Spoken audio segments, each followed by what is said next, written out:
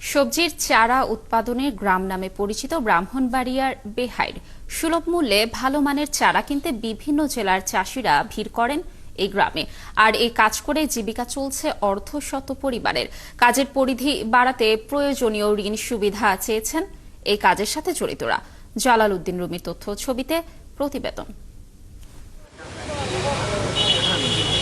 ব্রাহ্মণবাড়িয়া সদর উপজেলার নাটাই উত্তর ইউনিয়নের বেহাইর গ্রামে প্রায় 40 হেক্টর জমিতে উৎপাদন করা হয়েছে বিভিন্ন ধরনের সবজির চারা।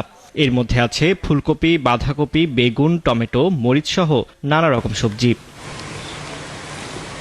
ভাদ্র থেকে মাঘ মাস পর্যন্ত এখানে সবজির চারা উৎপাদনের কাজ চলে।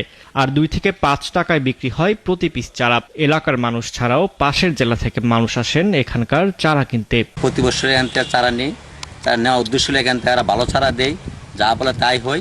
আর আমাদের এখানে এরকম নার্সারি নাই বিধে আমরা এখান থেকে নেই। আমি আফগানি গেটের মধ্যে 1.5 লক্ষ টাকা বেশি আনছি।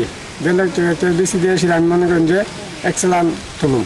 বাণিজ্যিকভাবে বীজতলা থেকে সবজির চারা উৎপাদন করে জীবিকা চলে এখানকার অর্ধশত পরিবারের। পরিবারগুলো জানায় বর্তমানে বীজের দাম বেড়ে যাওয়ায় আবাদ কিছুটা ব্যাহত হচ্ছে। আসলে এদিকে বিহারের মধ্যে বিভিন্ন ধরনের চারা আছে, ভালো মানের চারা। বর্তমানে যে বীজের দাম যেতটুকু সে দিয়ে সেটা আমরা চাষাবাদ করে বেশি একটা স্বাবলম্বী না, কোনো রকম জীবিকা নির্বাহ করার জন্য আমরা এই চাষাবাদ করতেছি। প্রতি মৌসুমে এখান থেকে 1.5 থেকে 2 কোটি টাকার চারা বেচা কেনা হয়। এটিকে ধরে রাখতে প্রয়োজনীয় উদ্যোগ নেওয়ার আশ্বাস স্থানীয় কৃষি কর্মকর্তার। শতাধিক যে পরিবার আছে, অর্ধশতাধিক, তার এইসব পরিবারের আমরা একটা পরিসংখ্যান করব এবং তাদের নামের তালিকা আমরা ব্যাংকগুলোতে প্রেরণ করব, যেন তারা সহজ শর্তে লোন পেতে পারে। কৃষিজীবী এসব পরিবারের আর্থসামাজিক উন্নয়নে পদক্ষেপ নেয়ার প্রত্যাশা সবার।